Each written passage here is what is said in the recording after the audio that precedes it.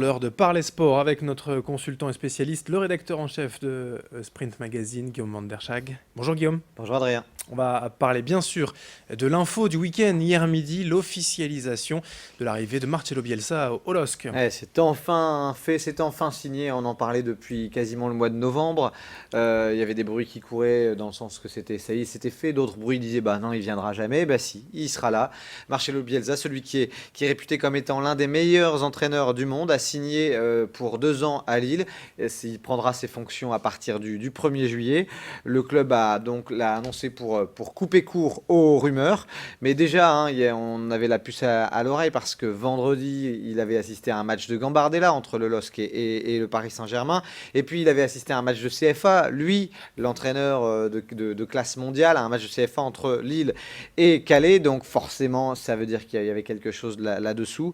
Marc Ingla, le directeur général du club, a déclaré que c'était vraiment une preuve de la grande ambition qu'ils avaient pour le LOSC. Sachant que dans le même temps, lui, Franck Passy, a pour mission d'assurer le maintien à l'occasion des 12 matchs restants, un maintien qui a plutôt bien démarré avec cette victoire à Caen ce week-end. Votre sentiment quand même là-dessus, Guillaume, c'est une bonne idée, Marcelo Bielsa à Lille? Alors c'est à la fois une bonne idée et une fausse bonne idée. Pourquoi? Parce que, alors forcément, c'est un entraîneur qui est réputé, qui est un redoutable technicien, qui est un féru de travail, et donc forcément, toutes ces qualités mises ensemble vont faire que Marcelo Bielsa va forcément apporter beaucoup dans le jeu lillois. Ça, c'est une certitude. Maintenant, il y a 2 petits bémols. Le premier, c'est est-ce que ça va bien se passer sur le long terme avec Campos, l'ancien directeur sportif de Monaco, désormais bras droit de Gérard Lopez, parce que on sait que Campos aime bien décider beaucoup de choses en matière de recrutement, et on sait que Bielsa aime bien vraiment avoir son mot à dire sur les joueurs avec lesquels il avait envie d'évoluer. Donc forcément, ça pose question. Et puis il y a aussi le fait que ce sont 2 personnalités qui ont eu l'habitude d'être dans des clubs où il y a beaucoup d'argent. Alors est-ce que ce sera le cas à Lille sur le long terme? On sait que le LOSC a plutôt tendance à aller chercher des jeunes joueurs, les faire éclore et les revendre plus cher. Du coup, ça voudrait dire que Bielsa ne pourra pas forcément garder les éléments qu'il affectionne. Donc c'est le petit bémol, mais sait-on jamais. Et puis Bielsa a déjà un peu dégoupillé entre guillemets en plantant comme ça d'autres clubs par le passé. C'était officiel, finalement il n'est jamais venu. On va donc rester quand même prudent d'ici le 1er juillet.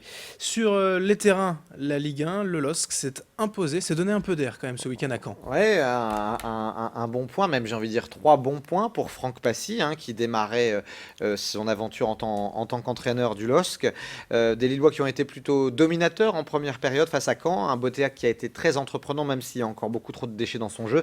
Marco Baccia très très solide derrière. Et puis El Ghazi semblait vouloir être de tous les coups, et du coup ce n'était que justice lorsque en seconde période il a ouvert le score d'un plat du pied à Arater à la 69e minute. Une victoire donc 1-0 à Caen. 3 points qui font beaucoup de bien. Le LOSC est 14e, mais il va lui falloir encore au moins glaner 12-13 points pour être sûr de son maintien.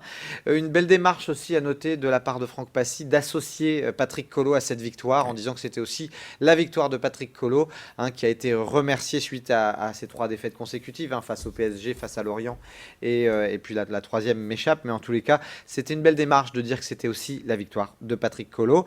Et puis, dernière info, c'est que décidément, le LOSC est la bête noire de Caen, parce que c'est la 11e défaite consécutive des Normands en championnat face au LOSC. Vraiment une équipe qui réussit bien en Lillois.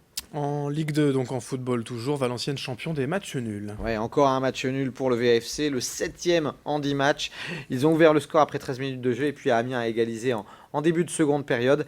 Valenciennes avance certes, mais avance à pas de fourmi. Les hommes de Farouk Akzibejic vont devoir lutter jusqu'au bout pour le maintien.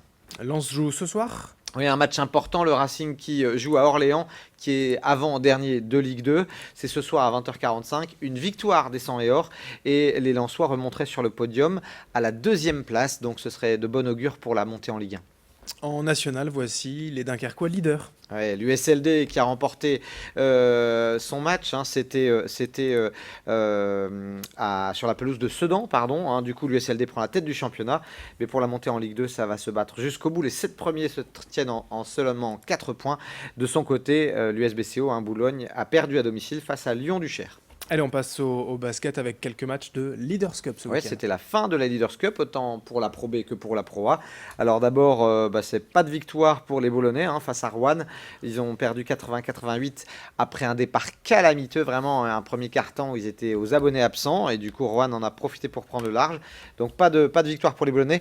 Pas de bonne surprise non plus pour le BCM Gravelines, mais ça on s'y attendait davantage, hein, puisque les Gravelinois ont été battus dès les quarts de finale par Monaco, qui a remporté une deuxième Leaders Cup d'affilée.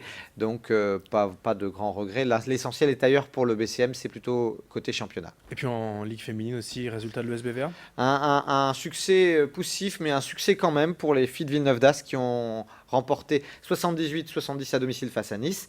Villeneuve d'Ascq est toujours 4e de Ligue féminine avant son déplacement à Bourges, 5e. Attention, ce sera un match très important, un match qui vaudra double le week-end prochain. Oui, parce que Bourges n'est pas forcément aussi bien classé que les années précédentes, mais ça reste vraiment la bête noire des guerrières villeneuvoises. On surveillera cela.